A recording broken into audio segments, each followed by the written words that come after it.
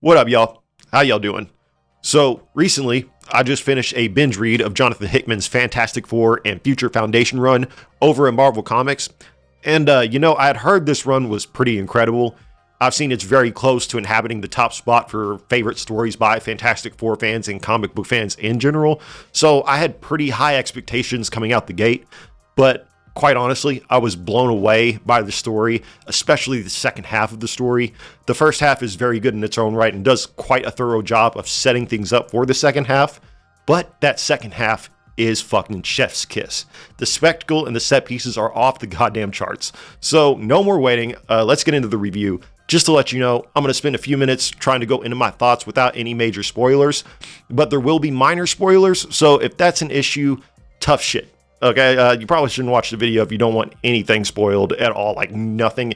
But the spoilers in this section are very minute. I don't even know, really, I'm calling them spoilers. I don't even know if they're technically spoilers.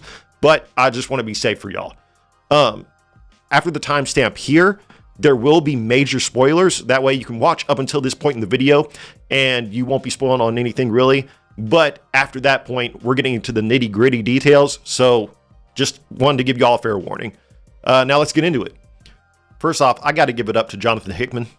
Having finished this run and being thick in the midst of his Avengers and New Avengers run right now to build up to the Secret Wars event, which is what I'm doing. I'm reading all of his stories in succession to build up to that event. I've never read it before, and I wanted to have all of the story, have all the details, leading up to that so I could have the full picture. It's clear that the dude has a major talent for writing sci-fi epics with extremely grand scope. What's more impressive is that he obviously plants his story seeds way ahead of time, with payoffs extending past just the story you're reading into his future stories and series that are set in different titles entirely. What's even more impressive than that is, from what I've read currently, he can write these stories while not sacrificing character depth and emotional stakes for the sake of universal stakes. While the stakes in this story are very obviously universal/multiversal in scale, the core of the story and your investment as a reader is very much put into the Richards family and Fantastic Four's overall cast. The Richards odd family unit and their interpersonal dialogue are all relatable as fuck, in my opinion. The idea of Reed Richards getting so stuck in his work and letting that bleed into his personal life subconsciously is something I think most people, especially the breadwinners of generally any household, go through quite often.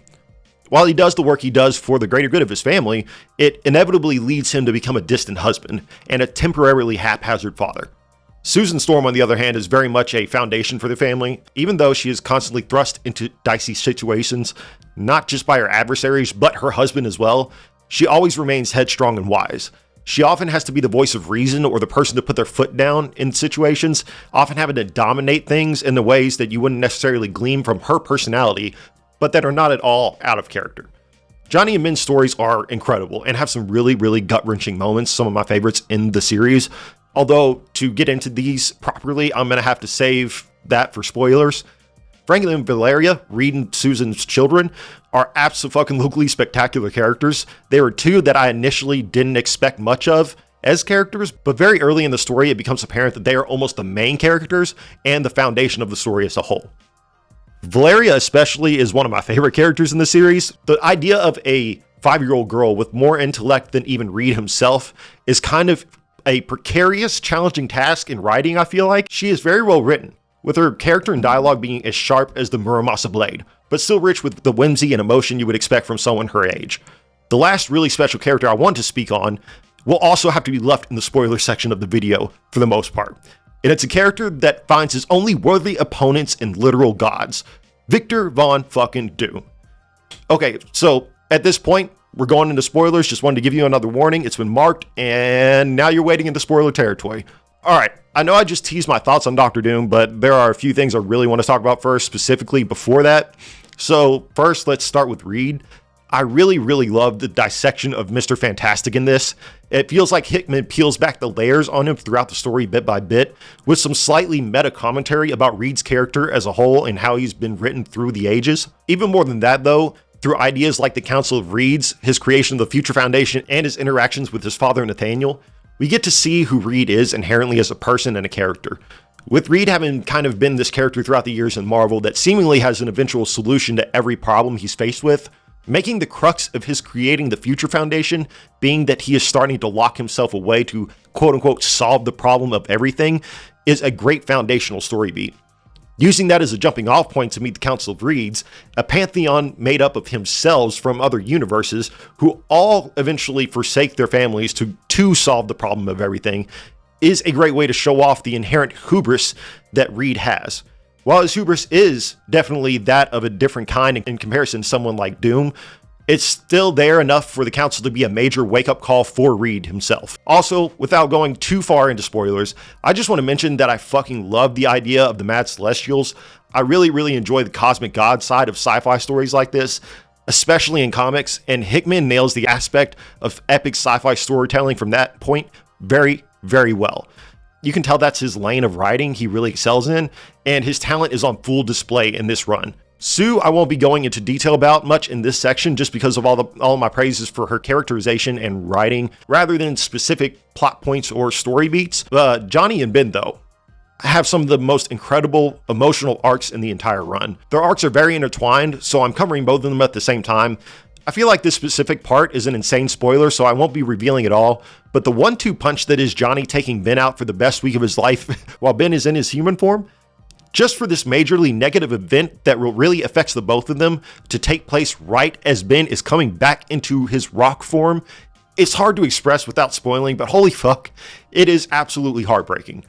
Definitely one of the many times I cried during this run, and I did cry several times during this run. I'm not afraid to admit it. I'm an easy crier, okay? It just is what it is.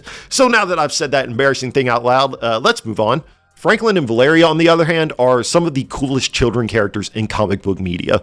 I usually don't enjoy characters on the younger side in comics unless their names are Robin, any of them, or Miles Morales. I just find that they often aren't written with any depth or with any really interesting or redeeming qualities, seemingly more like background characters brought to the forefront with nothing to do. With these two, though, and really the Future Foundation as a whole, shout out to Bentley specifically, they're written with a lot of characteristics of children their age. Hickman very obviously took meticulous care to weave them into the story meaningfully, with them being the main focus of much of the run. I won't be going too far into Franklin, again, major spoilers, but he is an incredibly cool character. As for Valeria, though, I'm going to cover her at the same time as this last character. This character being the ruler of Latveria, Victor Von Doom, aka Dr. fucking Doom. I always loved Dr. Doom as a villain and a character, and his character and personality feels more absolute and concrete amongst different writers than quite a few characters in pop culture as a whole.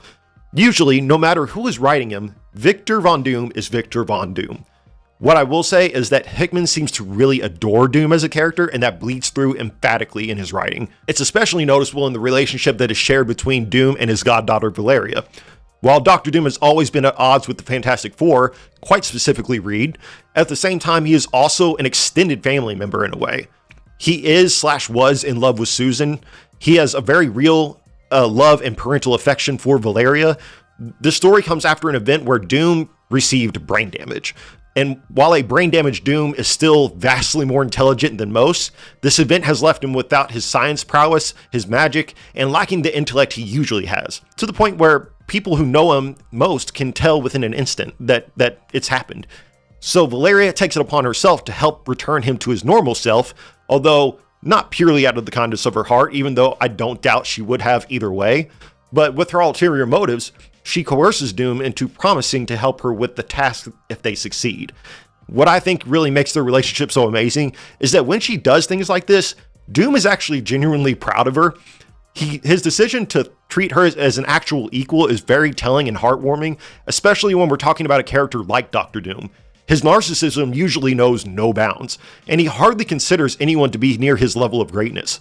With Valeria, his dialogue and mannerisms actually seem to show that he views her as someone who will eventually surpass him, which was a preposterous thought up until this point.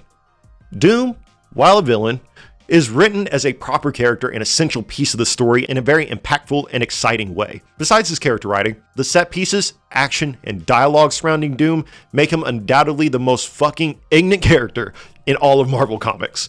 The man stood alone at the gates of heaven to face off against 4 mad gods, for fuck's sake. This story as a whole cemented Dr. Doom as my second favorite comic book character of all time. What Hickman accomplished with him in particular was, in my opinion, very moving. In conclusion, this run is fucking incredible. It lived up to the hype in every single fashion, and while I'm not the most well-versed in the Fantastic Four, I feel like this run is seemingly iconic for them. Maybe even the definitive run for the team. And from everything I do know about these characters and their history, this run seems to encapsulate every single quality someone would expect from a Fantastic Four story, and it executes it all extremely well. While this review was very character-focused, I get that, it's not for lack of plot or exceptional artwork in the story, as the series has both in spades. It's just that to me, it seems like the characters and their interactions as family was the one above all focus for Hickman. With that being done so spectacularly, that is what I felt like I should focus on here in the review. And this run is as close to perfect as these types of stories can get. Absolutely fantastic. Thanks for tuning in and listening. I appreciate that. And please, if you liked this review, more is coming. So like, subscribe, and all that jazz. And I'll see y'all in the next one. Peace.